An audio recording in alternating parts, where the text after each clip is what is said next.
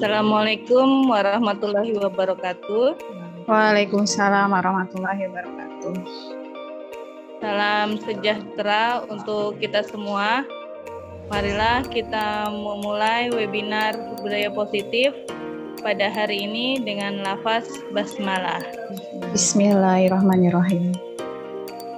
Pertama-tama yang saya hormati Ibu Kepala Sekolah Ibu Nasya Ajis SPD dan Bapak Ibu Guru semuanya. Mari kita sama-sama membuat kesepakatan sebelum kita mulai materi webinar ini. Yang pertama, diharapkan untuk tidak merekam dan mikrofonnya dimatikan. Serta ingin ada pertanyaan, klik tombol raise hand saat ingin bertanya tepat waktu dalam rangkaian webinar. Selanjutnya, untuk materi budaya positif dalam penerapan di SDN Rawajati 06 akan dipandu oleh Ibu Farida Soraya. Untuk Bu Farida Soraya, dipersilahkan. Baik, terima kasih Ibu Rahma. Assalamualaikum warahmatullahi wabarakatuh. Shalom, damai sejahtera, Om Swastu, Namo Buddhaya, salam kebajikan, Rahayu. Pertama-tama yang saya hormati Ibu Nasya Ajis selaku Kepala Sekolah SDN Rawajati 06 serta Bapak dan Ibu guru semua yang saya ucapkan terima kasih atas kesempatan waktunya untuk hadir di webinar terkait budaya positif di SDN Rawajati 06. Untuk mengawali, saya di sini memfasilitasi Bapak dan Ibu terkait budaya positif dan kita menyepakati bahwa suasana yang positif sangat mendukung dalam menciptakan pembelajaran yang kondusif. Karena dengan kondisi yang positif, murid akan menemukan pembelajaran yang menyenangkan. Ketika sudah menyenangkan, sehingga proses pembelajaran berjalan tanpa ada rasanya beban, melainkan sesuatu kebutuhan dan membantu menggerakkan karakter murid baik secara akademik maupun sikap di lingkungan yang ada. Mohon izin, saya akan coba berbagi. Di sini adalah aksi nyata budaya positif SDN Rawajati 06. Sebagai fasilitator adalah Bapak Suratno, kemudian pengajar praktik adalah Ibu Yulia Suci Rejeki, dan saya sendiri adalah Farida Soraya, merupakan calon guru penggerak Angkatan 5 di DKI Jakarta. Berkaitan tadi pengantar yang sudah saya berikan, bahwa budaya positif adalah sebuah nilai, keyakinan, dan kebiasaan di sekolah yang berpihak pada murid yang dapat berkembang menjadi sebuah pribadi yang kritis, penuh harmonis, dan bertanggung jawab. Selanjutnya adalah bagaimana disiplin positif. Disiplin positif merupakan suatu cara penerapan disiplin tanpa kekerasan dan ancaman, yang dalam prakteknya harus melibatkan komunikasi tentang perilaku dan efektif antara guru dan murid. Dan dalam penerapan disiplin positif, di mana murid diajarkan untuk memahami apa itu konsekuensi dari perilaku mereka. Selain itu, disiplin positif juga memberikan murid bertanggung jawab serta rasa hormat dan berinteraksi dengan lingkungannya. Dari rangkuman ini semua, berarti disiplin positif merupakan salah satu penerapan disiplin yang bertujuan untuk menumbuhkan bagaimana kita guru rasa kesadaran serta memberdayakan murid-murid untuk melakukan sesuatu tanpa iming-iming atau ancaman maupun hukuman. Kemudian disiplin positif ini akan melahirkan yang namanya nilai kebajikan pada profil pelajar Pancasila. Mungkin bagi teman-teman guru kelas 1 dan kelas 4 sudah hafal apa saja nilai-nilai dari profil pelajar Pancasila. Yang pertama adalah beriman, bertakwa kepada Tuhan Yang Maha Esa dan berakhlak. Yang kedua adalah berkebinekaan global. Yang ketiga adalah bergotong royong. Yang keempat adalah mandiri. Yang kelima bernalar kritis. Dan yang keenam adalah kreatif. Kemudian budaya positif yang sederhana saja yang dapat bisa kita lakukan di kelas, baik dari kelas 1 maupun kelas 6 adalah kita membuat suatu kesepakatan kelas. Di mana anak-anak berpikir Apa saja yang harus disepakati saat belajar dalam proses pembelajaran baik dari pagi maupun hingga siang. Kemudian apa saja konsekuensinya ketika ada murid-murid kita yang melanggar kesepakatan kelas. Nah, ini adalah salah satu contoh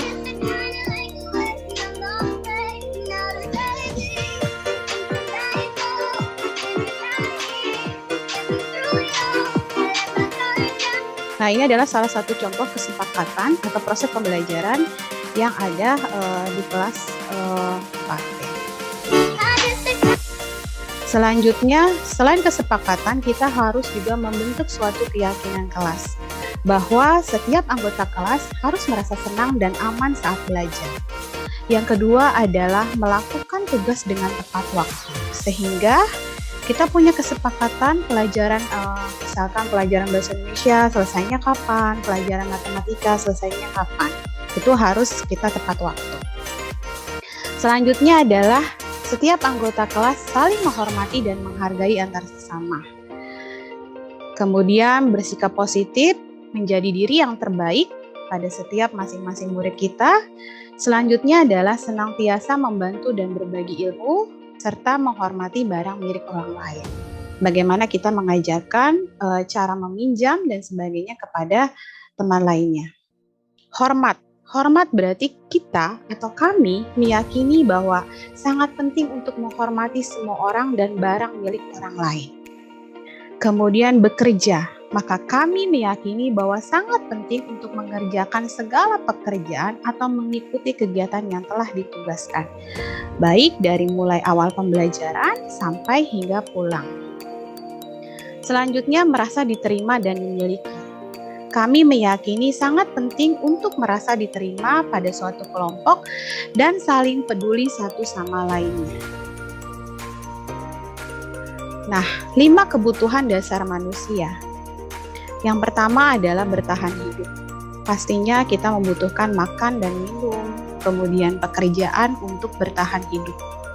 Yang kedua adalah penguasaan kasih sayang dan rasa diterima, di mana kita sebagai manusia ingin sekali merasakan disayang, dicintai, dihargai, ataupun diterima pada saat posisi kita dalam suatu pekerjaan atau dalam proses pembelajaran. Kemudian yang ketiga adalah kesenangan. Merasa ingin ada sesuatu hal yang kita lakukan akhirnya kita puas terhadap kesenangan yang kita lakukan. Atau yang keempat adalah sebuah kebebasan. Ya, untuk kita refresh ketika mungkin jenuh atau mungkin merasa ingin refreshing dan sebagainya. Selanjutnya adalah 5 posisi kontrol. Yang pertama adalah apakah Bapak dan Ibu guru di sini sering sekali ketika anak melanggar sebuah aturan, apakah menjadi satu, membuat hukuman kepada murid tersebut. Atau yang kedua, murid tersebut terpojokkan dan membuat murid tersebut merasa bersalah. Atau mungkin yang ketiga, peran kita Bapak dan Ibu guru menjadi seorang teman ketika dihadapkan seorang murid yang melanggar aturan. Atau yang keempat, kita bersikap sebagai pemantau. Atau yang terakhir adalah manajer. Nah, kalau saya pribadi, saya berada di posisi kadang ketika anak melanggar aturan, saya suka bersikap yang nomor 3 sebagai teman. Atau hanya sebatas pemantau. Nah, seharusnya kita semua Bapak dan Ibu, kita berada di posisi manajer. Untuk itu, mari disimak video yang saya berikan. Assalamualaikum Aileen. Ya, waalaikumsalam Bu. Gimana kabarnya? Sehat Aileen hari ini? Sehat Bu. Baik, Aileen mungkin bertanya-tanya ya, kenapa Ibu Farida memanggil Aileen ya? Pada pagi hari ini, Ibu manggil Aileen karena yang pertama Ibu perhatikan Aileen suka datang terlambat ke sekolah. Dan yang kedua, Aileen sering sekali terlambat mengerjakan tugas. Nah, untuk itu Ibu ingin tahu nih alasannya Aileen kenapa. Coba yang pertama, Kenapa Aileen datang terlambat ke sekolah? Karena saya begadang. Aileen datang terlambat ke sekolah. Karena saya begadang bermain game, Bu. Begadang. Memang tidak dimarahi oleh orang tuanya. Tidak. Main gamenya berarti di kamar sendiri? Tidak.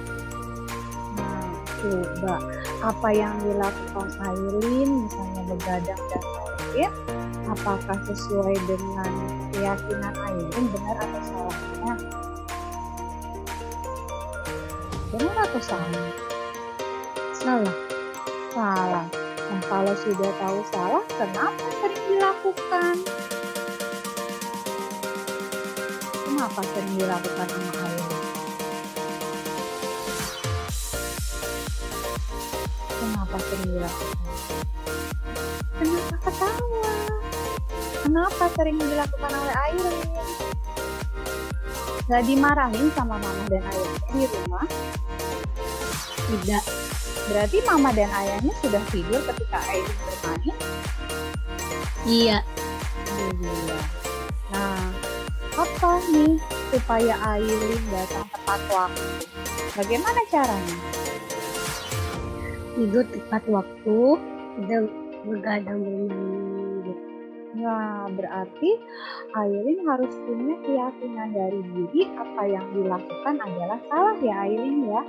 Kemudian Ya. Aileen akan berusaha untuk apa tadi? Apa tadi? Berusaha untuk Tahu ke sekolah agar tidur tepat waktu. ya, tidur di tepat waktu dan tidak bermain game lagi ya. Game. Nah, nanti ada waktunya ketika main game. Oke, itu terima. Selanjutnya adalah kejadian kedua, yaitu Aileen suka terlambat mengerjakan tugas. Kenapa Aileen? Karena saya kesulitan mengerjakannya, Bu. Karena kesulitan mengerjakan. Kalau kesulitan kan ibu suka sering bilang ketika menjelaskan. Anak-anak, bagi yang kesulitan silahkan tanya dengan Bu Farida. Kalau tidak mau bertanya dengan Bu Farida, bertanya dengan yang sudah bisa. Apakah Aileen lakukan? Iya. Dilakukan tidak? Kadang-kadang ya tidak dilakukan ya. Kenapa? Kenapa memang? Kalau bertanya dengan Bu Farida, kenapa? Apa alasannya? Karena ibu lihat Aileen jarang bertanya dengan Bu Farida. Alasannya kenapa? Apakah ada rasa takut atau apa? Malu. Kalau sama teman malu nggak? Enggak. Kalau sama teman nggak malu. Ya, makanya apa yang dilakukan Aileen ini akan mengganggu teman lainnya dan mengganggu diri Aileen sendiri. Apakah sesuai dengan keyakinan Aileen jika harus terlambat atau sering sekali mengerjakan tugas? Mau berubah tidak, Nak? Mau berubah tidak? Mau. Dengan cara seperti apa Aileen untuk merubahnya? Dengan cara apa? Bertanya. Nah, boleh bertanya. Dengan caranya adalah kamu boleh bertanya dengan Bu Farida atau teman lainnya, atau yang lebih penting adalah sebelum malamnya, ketika setelah misalnya kamu habis sholat maghrib atau sholat isya, bisa belajar terlebih dahulu pelajaran untuk esok hari ya. Kemarin-kemarin mungkin sulit untuk dilakukan oleh Aileen ya, Nik ya. Nah, untuk besok berarti Aileen harus apa tadi? Harus bertanya. selain bertanya apa?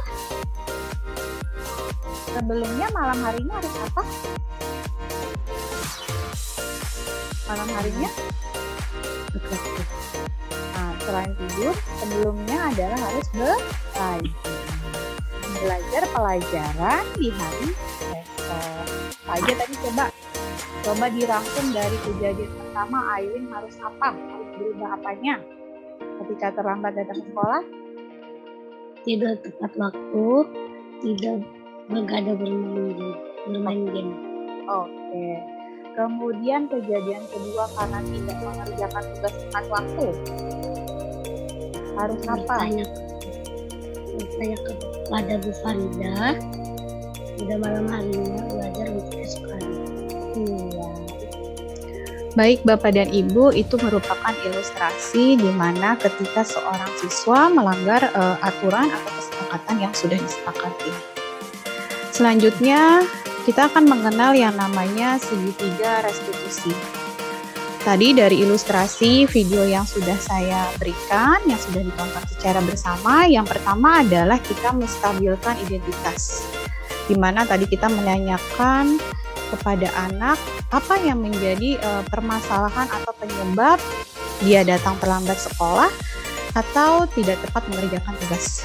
Kemudian yang kedua adalah validasi tindakan yang salah. Kita menanyakan kepada anak atau kepada murid, apakah tindakan yang dilakukan benar atau salah, atau sesuaikah dengan keyakinan pada dirinya atau pada umumnya. Dan yang ketiga adalah kita menanyakan keyakinan anak dari perbuatan yang ia lakukan, benar atau salah, dan menemukan atau mencari solusi ke depannya untuk perbaikan yang lebih baik. Nah, untuk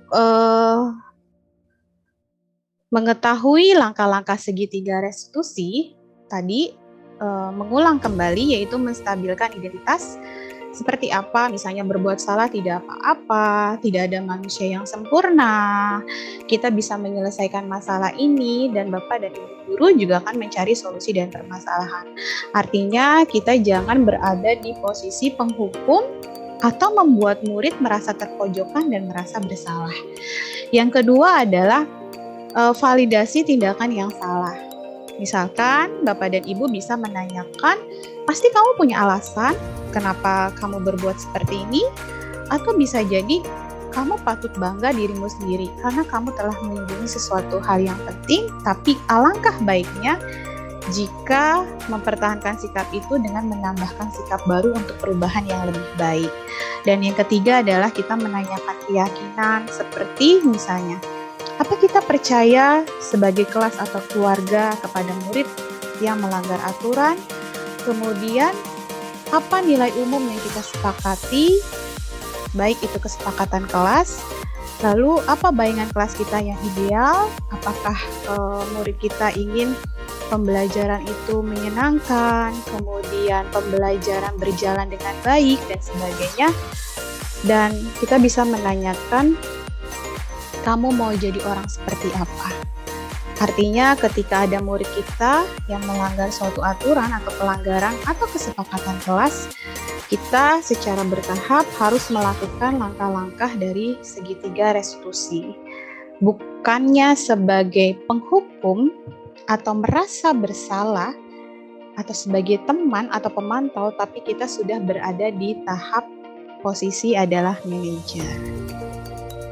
Baik, itu saja yang bisa saya berikan terkait budaya positif yang berada di SD Rawajati 06. Silahkan Bapak dan Ibu memberikan masukan, baik kritikan yang membangun untuk perbaikan saya.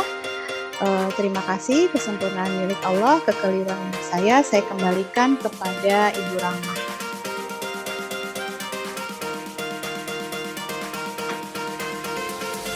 Baik, terima kasih untuk Ibu Farida yang telah memaparkan tentang budaya positif dalam penerapan di SDN Rawajati 06. Untuk Bapak Ibu yang ingin bertanya, silahkan dengan menunjukkan raise hand-nya, tanda raise hand-nya dinyalakan. Silakan Bapak Ibu.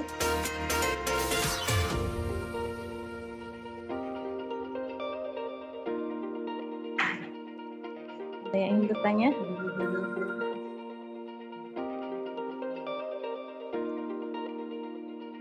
Tidak ada? Mungkin sudah cukup jelas sekali Bu Farida untuk pemaparan webinar. Mungkin ada usulan kali mungkin Bu Rahma tentang terkait budaya positif tadi selain kelas 4A dan 4B, karena kan saya mengimbasi ke Bu Rahma juga ya. Bu Rahma ini selaku kelas 4A juga berdampingan dengan saya dengan menerapkan kesepakatan kelas ya. Kita kan kelasnya sama ya, Bu Rahma ya. Jadi membuat sebuah aturan atau kesepakatan yang sudah pendapat dari anak-anak gitu ya Bu Rahma ya, alurnya kemarin ya. Jadi anak-anak mengungkapkan apa nih kesepakatan kelas kita supaya kelas kita dapat berjalan dengan baik, dengan lancar, kemudian mengerjakan tugas tepat waktu, kemudian anak memberikan pendapat, kemudian disepakati bersama, dan itu menjadi kesepakatan kelas baik kelas 4A dan 4B sehingga pembelajaran dapat berjalan lancar. Nah, dari kesepakatan kelas itulah yang mudah-mudahan saya berharap sebagai calon guru penggerak mewakili SDN Rawajati 06 bukan hanya suatu kesepakatan kelas aja yang terjadi di kelas 4, tapi budaya ini yang kita bawa, kita mengimbasi bisa di kelas 1 yang sama-sama kurikulum merdeka juga, atau kelas lainnya baik di kelas 2, 3, 5, dan 6. Secara bersama-sama membudayakan budaya positif yang ada di SDN Rawajati 06. Kalau memang Mungkin bisa terapkan juga untuk di kelas lain, jadi bisa sama harmonis dari kelas 1 sampai kelas. Iya, betul Bu Rahma. Sama ini Bu Rahma, budaya positif lainnya kayak kita peduli terhadap lingkungan ya, yang kemarin Bu Rahma sudah gagas juga terkait tanaman ya, tanaman yang ada di kelas kan ya, peduli lingkungan kan ya, budaya juga kan, bagaimana kita mengajarkan siswa juga untuk merawat dan menanam tanaman yang ada di kelas. Mungkin di kelas lain mungkin sekarang sudah bertahap untuk menyiapkan tanamannya di depan kelas, dan kadang udah sedikit demi sedikit untuk sudah memahami cara untuk merawat tanaman. Ini saja, ada lagi yang bertanya? Mungkin Bapak Ibu semuanya.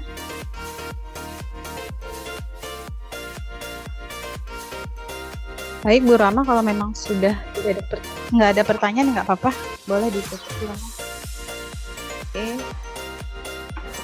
Terima kasih untuk Bu Farida atas pemaparannya tentang budaya positif di sekolah kita di SDN Rawajati 06. Semoga kita semua menjadi harmonis, menjadi pembelajaran lebih baik lagi, dan anak-anak pun jadi semangat untuk belajarnya. Dan untuk itu, mari kita mengucapkan hamdalah. Alhamdulillah. Baik. Semoga kita selalu diberikan kesehatan. Amin ya robbal alamin.